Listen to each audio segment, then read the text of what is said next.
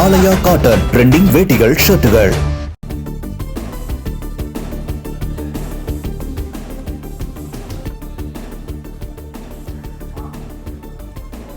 பிற்பகல் 3 மணி நிலவரப்படி தமிழ்நாட்டில் மொத்தம் 70% வாக்குகள் பதிவாகியிருக்கின்றன. பிற்பகல் 3 மணி நிலவரப்படி தமிழ்நாட்டில் மொத்தம் 70% வாக்குகள் பதிவாகியிருக்கின்றன. காலை 7 மணி முதல் வாக்குப்பதிவானது தொடங்கி நடைபெற்று வருகிறது. தற்போது எந்தெந்த தொகுதியில் எவ்வளவு சதவீத வாக்குகள் பதிவாகியிருக்குது அந்த நிலைமையானது வெளியாகி இருக்கின்றன. தற்போது பிற்பகல் 3 மணி நிலவரப்படி தமிழ்நாட்டில் 70% வாக்குகள் பதிவாகியிருக்கின்றன.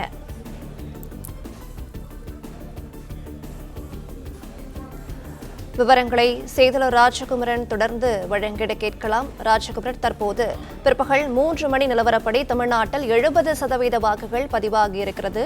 கூடுதல் விவரங்கள் என்ன சொல்லலாம்? வாக்குப்பதிவு நிறைவடைவதற்கு 3 மணி நேரம் முன்பாகவே தமிழகத்திலே இப்பொழுது வாக்குப்பதிவின் எண்ணிக்கையானது 70% இருக்கின்றது. கடந்த காலங்களில் இதே எண்ணிக்கையை பார்க்கும் பொழுது 53ஆக இருந்தது. கிட்டத்தட்ட ஒரு 15 முதல் 20% அளவிற்கு கடந்த முறையை காட்டிலும் இந்த முறை கூடுதலாக வாக்குகள் பதிவாகி கொண்டிருக்கின்றது. கடந்த தேர்தலை விட 16%த்திற்கும் கூடுதலாக இந்த 3 மணி நிலவர வாக்குகள் அதிகம் இருப்பதை பார்க்க முடிகின்றது. 70% அளவிற்கு வாக்குகள் 3 மணிக்கு பதிவாகி இருக்கின்றது என்பதன் மூலமாக அடுத்த ஒரு 3 மணி நேரத்திற்குள்ளாக குறைந்தபட்சம் 15% அளவிற்கு வாக்குகள் பதிவாகி இருக்கக்கூடும். எனவே ஒட்டுமொத்த வாக்குப்பதிவினுடைய சதவீதம் 85% உயரக்கூடும் என்று எதிர்பார்க்கப்படுகின்றது.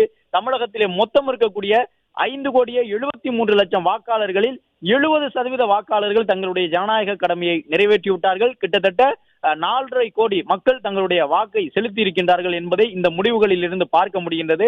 இன்று காலை முதல் வாக்குப்பதிவு தொடங்கி நடைபெற்று வரக்கூடிய சூழ்நிலையில் 4 கோடிக்கும் மேற்பட்ட வாக்காளர்கள் பிற்பகல் 3 மணிக்கு உள்ளாக தங்களுடைய வாக்கினை செலுத்தி இருக்கின்றார்கள். ஜனநாயக கடமையை நிறைவேற்றுவதற்காக தொடர்ந்து ஒவ்வொரு வாக்குச்சாவடியிலும் நீண்ட வரிசையில் காத்திருக்கக்கூடிய வாக்காளர்கள் தங்களுக்கு விருப்பமான வேட்பாளர்களுக்கு வாக்கினை செலுத்திக் கொண்டிருக்கின்றார்கள். வாக்களிக்கக்கூடிய வேட்பாளர்கள் அனைவரும் யாருக்கு வாக்களித்தோம் என்பதை தெரிந்து கொள்ளக்கூடிய விதமாக விவிபேட் எந்திரம் மூலமாக அவர்கள் எந்த வேட்பாளருக்கு வாக்களித்தார்கள், எந்த சின்னத்திற்கு வாக்களித்தார்கள் என்பது ஒரு ஒளிரக்கூடிய வகையில் தற்பொழுது அந்த விவிபேட் எந்திரங்கள் நடைமுறையில் இருக்கின்றன. எனவே யாருக்கு வாக்களித்தோம் என்பதை வாக்காளர்கள் தெரிந்து கொண்டு தங்களுடைய வாக்கு பதிவை செய்து கொண்டிருக்கின்றார்கள்.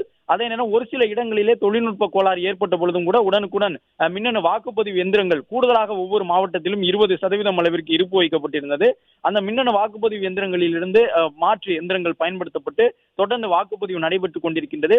மிக முக்கியமாக சென்னை மாவட்டத்திலே 3 மணி நிலவரப்படி 68% அளவிற்கு வாக்குகள் பதிவாகி இருக்கின்றது என்பது முக்கியம் வாய்ந்த ஒன்றாக பார்க்கப்படுகின்றது. வழக்கமாக இதே நேரத்தில் 3 மணி நிலவரம் எடுத்து பார்த்தோம் என்றால் சென்னை மாவட்டத்திலே மொத்தமே 45 முதல் 50%த்திற்குள்ளாகத்தான் வாக்குகள் பதிவாகி இருக்கும். ஆனால் இந்த முறை சென்னை மாநகரில் இருக்கக்கூடிய அனைத்து தரப்பு மக்களும் விறுவிறுப்பாக சென்று வாக்குகளை செலுத்தி இருக்கின்றார்கள் என்பதை பார்த்தால் புரிந்து கொள்ள முடியும். அந்த அளவு கிட்டத்தட்ட வழக்கமாக 55% இருந்தது 2021ஆம் ஆண்டு 3 மணி நிலவரம். ஆனால் இப்பொழுது அதிலிருந்து 15%த்திற்கு மேலே உயர்ந்திருக்கின்றது. வாக்குப்பதிவு என்பதிலிருந்து மக்கள் எந்த அளவு ஆர்வத்தோடு வாக்களிக்கின்றார்கள் என்பதை தெரிந்து கொள்ள முடிகின்றது. இதில் பெரும்பாலானவர்கள் ஊரக பகுதியில் இருக்கக்கூடிய மக்கள் எல்லாம் இடம்பெயர்ந்து சென்று வெவ்வேறு மாவட்டங்களில் வாழக்கூடியவர். நடிகர் விஷால் தற்பொழுது தன்னுடைய வாக்கை செலுத்தி இருக்கின்றார். ஏற்கனவே கடந்த முறை வாக்களிக்க வந்த பொழுது சைக்கிளில் வந்து வாக்களித்து சென்றிருந்தார் நடிகர் விஷால். இப்பொழுதும் அதே போன்று சைக்கிளில் வந்து தன்னுடைய வாக்கினை செலுத்தி இருக்கின்றார். அனைத்து நடிகர்களும் வாக்குப்பதிவு சதவீதம் அதிகரித்திருக்கின்றது என்னும் பொழுது எப்போதும் இல்லாத அளவிற்கு இந்த முறை நடிகர்கள் அனைவரும் வாக்களித்திருக்கின்றார்கள். திரைப்பட படப்பிடிப்பு போன்றவற்றை காரணமாக சொல்லாமல் முன்னணி நடிகர்கள், முக்கிய நடிகர்கள் என்று பலரும் வாக்களித்திருக்கின்றார்கள். அரசியல் கட்சியினுடைய தலைவர்களும் வாக்களித்திருக்கின்றார்கள். முக்கியமாக போட்டி கடுமையாக இருக்கக்கூடிய சட்டப்பேரவை தொகுதியில் எல்லாம் கணிசமான அளவு வாக்குகள் பதிவாகி இருக்கின்றன. பெரம்பூர் சட்டப்பேரவை தொகுதியில் கணிசமாக வாக்குகள் பதிவாகி இருக்கின்றது. கொளத்தூர் தொகுதி, வில்லிவாக்கம் தொகுதி உள்ளிட்டவற்றில் எல்லாம் வாக்களிப்பதற்காக மக்கள் நீண்ட வரிசையில் காத்திருக்கின்றார்கள். அதே போன்று மாவட்ட பகுதிகளிலும் ஒரு சில இடங்களில் திருச்சிராப்பள்ளி மாவட்டத்தில் அமைச்சர் நேரு போட்டியிடக்கூடிய திருச்சி மேற்கு தொகுதியில் கணிசமான அளவு வாக்கு பதிவாகி இருக்கின்றது. அதே போன்று திருச்சிராப்பள்ளி கிழக்கு தொகுதியிலும் கூட வாக்குகள் கணிசமாக பதிவாகி இருக்கின்றன. திருச்சிராப்பள்ளி கிழக்கு தொகுதியிலே விஜய் போட்டியிடுகின்றார் தாவேகா தலைவர். லால்குடி சட்டப்பேரவை தொகுதியும் முக்கியத்துவம் பெற்றிருக்கின்றது. மும்முனை போட்டியை எதிர்கொண்டிருக்கக்கூடிய திருச்சிராப்பள்ளி மாவட்டத்து தொகுதி. லால்குடி சட்டப்பேரவை தொகுதியிலும் கிட்டத்தட்ட ஒரு 60%த்திற்கு மேலே ஒரு மணி அளவிலேயே வாக்குகள் பதிவாகி இருந்தது. சௌமியா அன்புமணி தருமபுரியினுடைய பாட்டாளி மக்கள் கட்சியின் வேட்பாளர் தன்னுடைய வாக்கினை பதிவு செய்திருக்கின்றார் என்பதை பார்க்கின்றோம். அனைத்து மக்களும் ஆர்வத்தோடு வருகை தந்து தங்களுடைய ஜனநாயக கடமையை நிறைவேற்றி இருக்கின்றார்கள். அரசினுடைய அறிவுறுத்தலுக்கேற்ப அனைத்து நிறுவனங்களும் இன்றைக்கு விடுமுறை வழங்கியிருந்தார்கள். அதற்கேற்ப வாக்காளர்கள் இந்த நாளை விடுமுறை நாளாக மட்டும் கருதாமல் அவர்கள் அனைவரும் சென்று வாக்களித்திருக்கின்றார்கள் என்பதை பார்க்கின்றோம். தருமபுரி தொகுதியில் போட்டியிடக்கூடிய வேட்பாளர் தன்னுடைய சொந்த ஊரில் வாக்களித்திருக்கின்றார் சௌமியா அன்புமணி என்ற ஒரு தகவலை பார்க்கின்றோம். இந்த தேர்தல் பலரும் எதிர்பார்க்கக்கூடிய ஒரு தேர்தலாக இருக்கின்றது. ஏனென்றால் பல்வேறு கட்சிகளுடைய தலைமையில் இருக்கக்கூடியவர்கள் இந்த முறை களத்தில் இறங்கி இருக்கின்றார்கள்.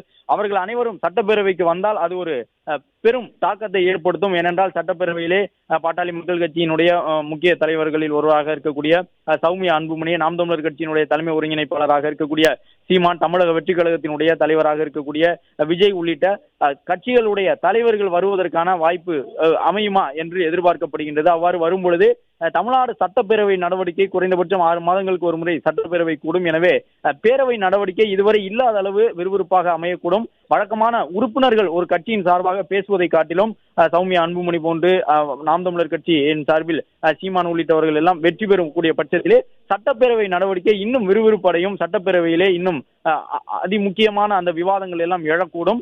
எதிர்க்கட்சி தலைவருக்கு இருக்கக்கூடிய முக்கியத்துவத்தை போன்று அரசியல் கட்சியினுடைய தலைவர்களுக்கும் சட்டப்பேரவைக்கு உள்ளே சென்றால் முக்கியத்துவம் வழங்கப்படும் கட்சிகளுடைய தலைவர்களுக்கு. எனவே அது போன்ற ஒரு சூழலை நோக்கி தமிழக அரசியல் களம் செல்லுமா என்று எதிர்பார்க்கப்படுகின்றது. ஆலயா காட்டன் ட்ரெண்டிங் வேட்டிகள் ஷர்ட்டுகள்.